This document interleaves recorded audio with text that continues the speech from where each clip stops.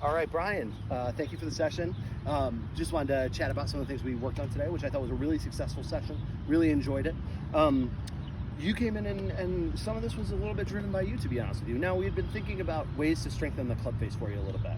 And then when you mentioned to me, hey, my thumb's really been hurting me, it reminded me that the top of that backswing with that thumb straight down the shaft like that occasionally can cause some pressure problems, particularly in transition here. So we took the actual step a little bit of making sure we're still getting that grip in the fingers, getting the thumb a little bit more in that kind of 1 o'clock position. And boy, did that have a big influence on your driver, right?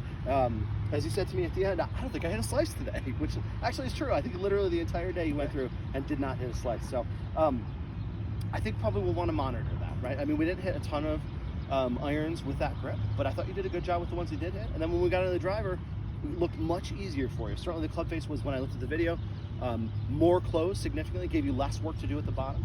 I did talk a little bit about how we'll probably de-emphasize moving forward a little bit of the hip motion through. I think we'll really work hard on maintaining that good tempo and timing. That's absolutely essential if we're not going to get as much turn through that shot, because it means that we're going to have to make sure that we're squaring that club face with our hands and arms here. And to do that, we got to have that good tempo and timing. So we gave you that drill that we worked on with the driver, although it's effective with all clubs, by the way. You can do that with a pitching wedge or a 7-iron or whatever.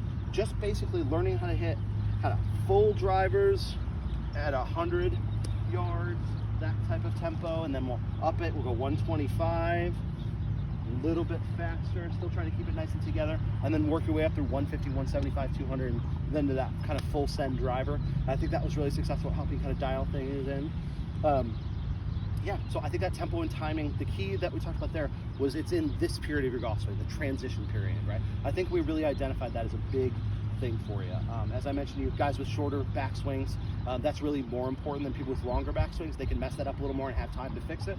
A little shorter backswing, less time to make those adjustments. So the less pressure that we use with our hands pulling this way in transition, meaning we have a little bit more syrupy transition, let that club kind of fall, means the less that we have to fix at the bottom, which I think is partially what led to that really successful driver session there.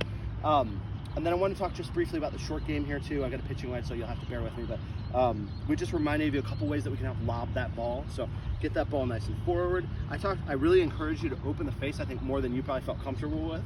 But you saw once we did that, as long as we, and I think maybe the only other thing I'd say was hands maybe slightly further behind from where you were used to having them. You tended to have more in line with the ball. You want to be right in line with that club face.